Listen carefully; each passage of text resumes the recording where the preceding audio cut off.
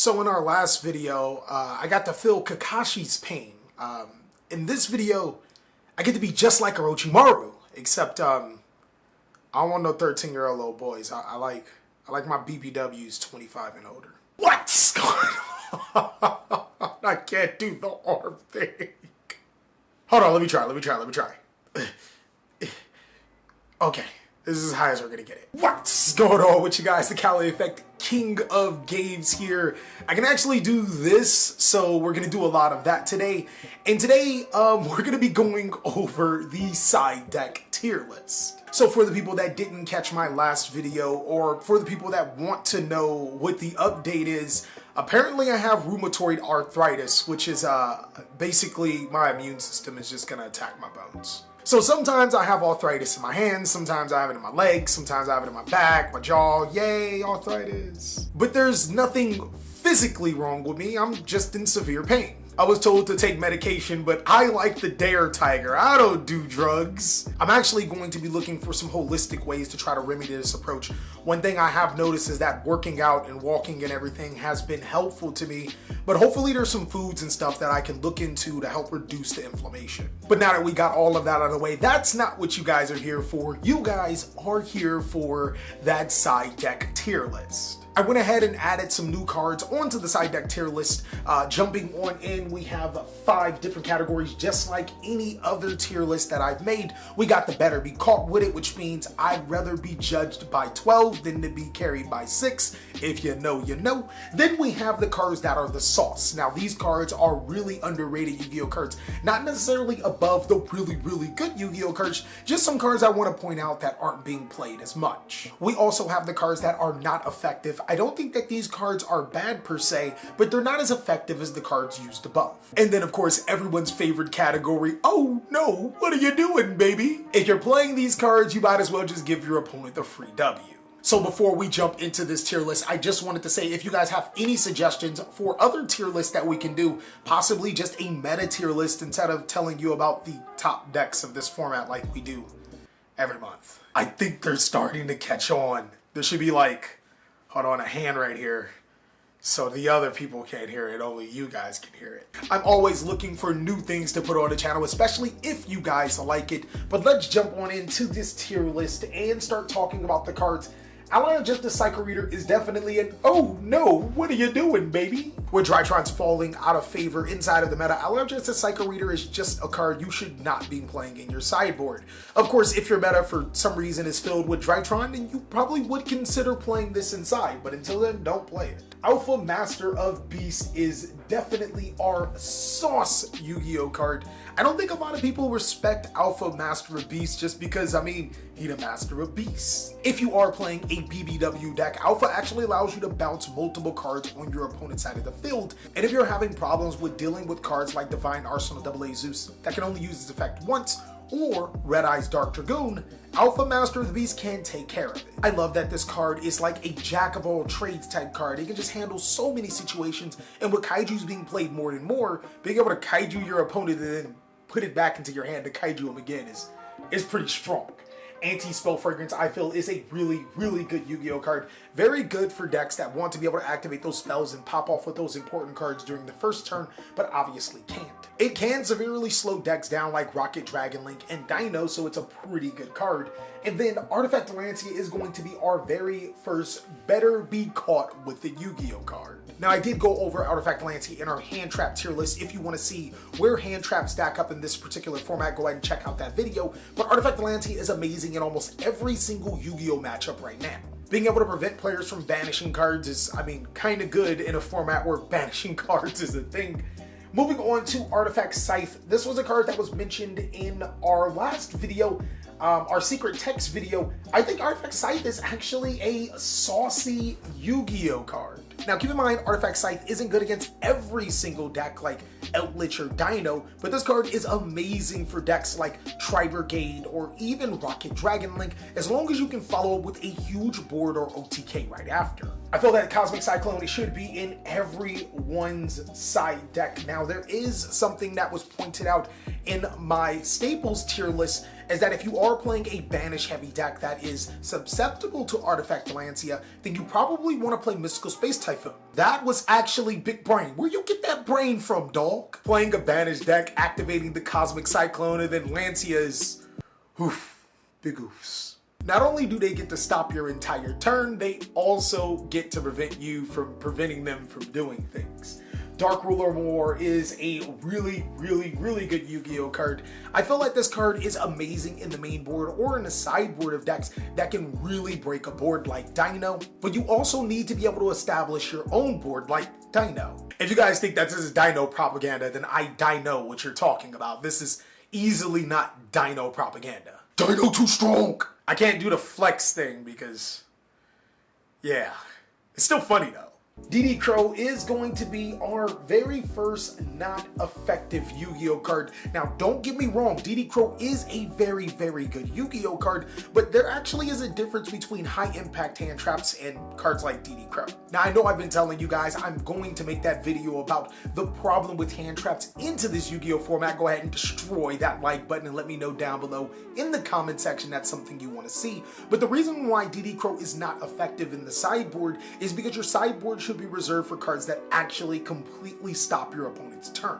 After game 1, you should have pretty good knowledge on what your opponent is doing. So siding cards like DD Crow aren't as effective as siding cards like, I don't know, Artifact Lancia. And that's why I feel that DD Crow would be a poor choice for the sideboard, but not a bad card overall. Dankosekka is the Danko Wrecker. It is a sauce Yu-Gi-Oh card. Those back row heavy decks will have to fear the level 4 Thunder 1700 attack girl. For a second, I thought she was a guy, and I was like, oh my god, I've had so many bad dreams about her, but now I know it's a girl, and I'm not like Orochimaru. I'm more like, Pervy Sensei. Dimensional Barrier is a card that I feel just is not effective in this current Yu-Gi-Oh card game. Don't get me wrong, there are decks that fusion summon, there are decks that Exceed summon, but the best deck in Yu-Gi-Oh just so happens to Link summon. Dimensional Barrier is supposed to be a card that feels like Artifact Lancia. It's supposed to stop your opponent's entire turn. And if Dimensional Barrier said Link on its card text, we'd probably be revisiting this again. But until then, seeing that decks do play multiple mechanics inside of their strategy, I don't think that Dimensional Barrier is in a great spot right now. Moving on to the Shifty Boy. This is a card that's just really good.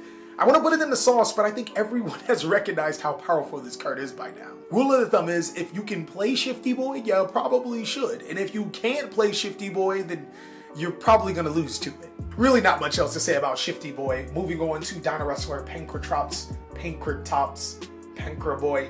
I feel like I feel like the only notable Dino Wrestler monster is actually good. And no, I don't know if you guys have noticed, but I have never said this card's name correctly. It's a free 2600 body, free spot removal, it can force negations. This is a card that everyone knows is just a really powerful Yu-Gi-Oh card. Drolling Lockbird feels like one of those cards you better be caught with it, but I'm gonna go ahead and move it down to the sauce category. Now, the reason why I think Drolling Lockbird is just such a powerful Yu-Gi-Oh card is because it's not like those other hand traps. No, this card is special. It opens doors for you, it takes you out on dates, it even gets you the big diamond ring you didn't even know you wanted. Now, Drolling Lockbird is the perfect bait for your side deck. The only problem, it has a light up keyboard. Now, I personally don't think that there's a problem with the light up keyboard, but a lot of women on social media think that there's, wait, we're talking about Drolling Lockbird here. Drolling Lockbird is an amazing shutdown Yu-Gi-Oh card for those search-heavy decks. The only problem with Drolling Lockbird is that it's not as universal as Artifact Lancia, which is the reason why I have to say that it's a sauce card that you could put in your side deck if you see a lot of Rocket Dragon Link or search-heavy decks, but isn't a card that's mandatory to be in your side deck. Next is Evenly Matched, because these lames are never the same. We ain't evenly matched. This card is amazing for blowing out your opponent's back row. You do have to be mindful of Artifact Lancia, which is the reason why this card may not be played as much. And then moving on to Forbidden Chalice, it's a, oh no, what are you doing, baby? Now, Forbidden Chalice finds itself in the exact same situation as Hand Traps. It's a card that if you played in your main board and it worked with your deck, that's perfectly fine. But this card should not be a card that you're putting in your sideboard in anticipation for what? Forbidden Chalice is a great Yu-Gi-Oh card, just not something I would reserve for a side deck in particular matches. Forbidden Drip Drop is a really good Yu-Gi-Oh card. You guys should already know, if you're blinged with the drip, then this card is something you can dip into so you can punch your opponent in a lip. Young Boy Striker, guys. Young Boy Striker. I got them lyrics. Kaiju monsters are also monsters that are sauce. If you guys did not know, Kaijus are really good in this format. Now, not only do Kaijus out monsters like Borreload, Savage Dragon, and Divine Arsenal AA Zeus, if you play the Wind Kaiju, in particular Godarla, you can out your opponent's Tri-Brigade or BBW Windlock, and yeah, you're able to play Yu-Gi-Oh! Next is going to be Ghostbell. It is a not effective Yu-Gi-Oh card, and goes in match, I feel like it's a good Yu-Gi-Oh card, but why aren't you maining this? I'm saying this is because in the sideboard there are cards like Harpy's Fatherduster and Cosmic Cyclone. Those would make Goes in Match a little more susceptible, but in game 1, Goes in Match could probably win you the game. Now that's the reason why I put it in the not effective category. I feel that you'll be siding into back row removal, especially if you're playing a back row removal deck where Goes in Match would thrive into. Harpy's Fatherduster is a card that I feel you better be caught with, and Lightning Storm is a really good Yu-Gi-Oh card. Front row, back row, it don't matter. Lakers in 6. That's how Lightning Storm works. Mystic Mine is the most dirtbag of the dirtbag cards in the Yu-Gi-Oh format. I actually want to say, oh no, what are you doing, baby? Because there's a lot of the community that wants to look at you a certain way and possibly do things to you after the shop that you may not like for playing Mystic Mine. But looking at it objectively, Mystic Mine is a pretty decent Yu-Gi-Oh card, and if your opponent is playing all those very expensive Yu-Gi-Oh cards and you want a budget, it's the reason why this card went up in price. Niburu is a card I feel that you better be caught with. It needs to be a card in your sideboard, but there is a caveat to it. If you see a lot of combo heavy Niburu in the sideboard, possibly even the main, but if you see no combo heavy in the area that you're at, don't even play Niburu. It's really weird about Niburu because I hear players talk about their locals, which is nothing but Eldritch and Shut-Alls, where Niburu is a trash card. And then there's locals where I see nothing but Tri-Brigade and Rocket Dragon Link, where this is like a main board card. So Niburu does really depend on what your meta is, but in the regular Yu-Gi-Oh meta, Niburu is a great sideboard card, if not a main board. Ciphering Gear Gamma is a high impact hand trap. I'm gonna put it in the really good. And then Quaking Mirror Force does not feel as effective as it was in last format. Last format, it was True King of all calamities, which stopped all monster effects. This format, it's like Borreload, Savage Dragon, and the Archfiend Dragon Abyss card. Yeah, Quaking Mirror Force doesn't do well against those. Red Reboot is a card that is really good if you guys are playing an OTK deck. Skullmeister, not effective for the same reason why these low impact hand traps are just not effective in your sideboard. Don't play them. Solemn Judgment is, I feel like there was a situational category, because I'm just going to go ahead and put it in really good. This card isn't like a card that would just ruin an opponent's day like how it used to be. Like, setting 3 Solemn Judgments mean you used to win back in the day, but now that we're out of boomer talk, Solemn Judgment isn't a card that you just play 3 copies of. You play this card if you really want to protect a particular card, like your Goes in Matches from being Harpy's Fatherduster, which means you probably shouldn't be siding those 6 cards in, maybe just the 3 Solemn Judgments. You get what I'm saying? But Solemn Judgment definitely still does have its uses. Stopping the big play in Yu-Gi-Oh! Is still important. Solemn Strike, really good. And the Soul Drain, I want to put it as sauce. I think that it does really good against Graveyard and, you know, banish heavy decks, but I just want to put it in that not effective category. Some sideboard cards just feel like main board cards depending on the meta that we're in. If your deck does not rely on the things that Soul Drain takes away, why not main board it? By the time we're sideboarding, we're in games 2 and 3, and then your opponent's already prepared for your back row heavy deck. Now, I'm not saying that either Soul Drain or Goes in Match couldn't be sideboarded cards, but you're gonna have to put a compelling argument to why are you putting them in your sideboard instead of just main boarding them in a format where these cards pretty much are jack of all trade cards. We know that Summon Limit is really good. I mean, you go first, you play the card, you win. This is actually one of the cards that you are good for sideboard because, you know, you summon all your times and then you Summon Limit your opponent depending on what they're playing. It's not a great card against every single deck. Triple Tactics, really good. Twin Twisters, I feel, is saucy right now. Twin Twisters being able to hit multiple back row cards, you guys should already know what it do, but that discard, oh my god, that actually comes up. There are some decks like Tri-Brigade and Eldritch that want certain cards in their graveyard, and Twin Twisters not only gets rid of those back row heavy cards, but also puts a card in the graveyard. Different Dimension Ground is too much sauce as well. Let me hold on. Oh, and I gotta hold the sauce because we got too much sauce. Oh, this hurts, but it feels so good. This card is amazing because unlike Soul Drain, it's only for one turn, so those graveyard reliant decks that don't want your opponent playing with the graveyard can activate it for that particular turn, and then it goes away the following turn.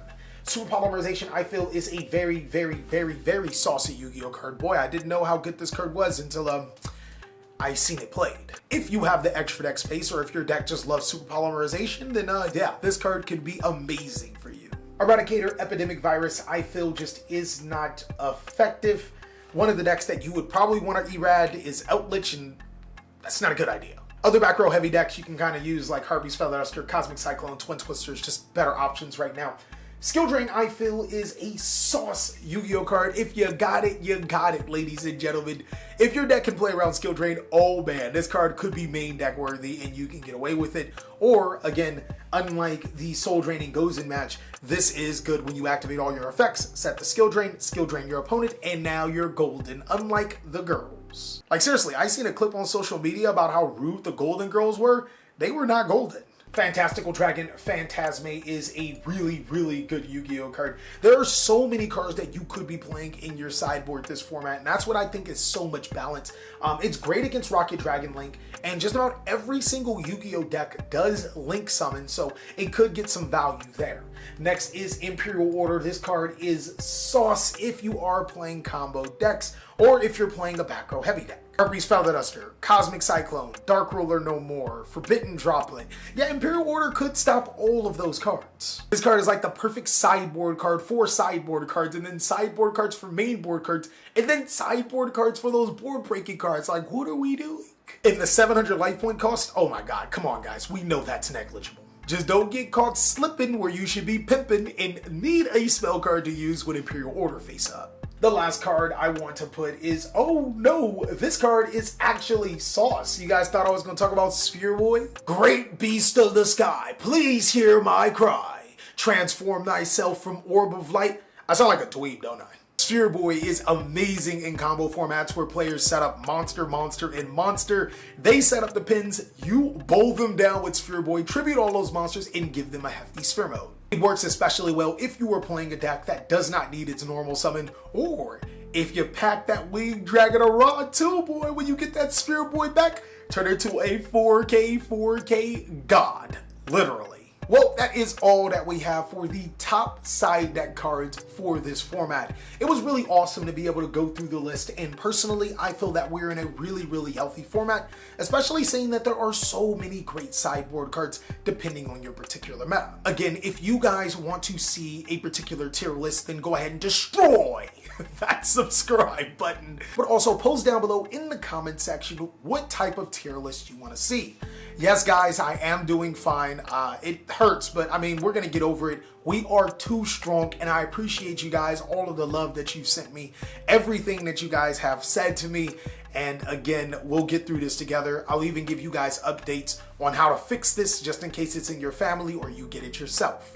Also, be sure to check out these videos, as I'll be sure to catch you on the next one.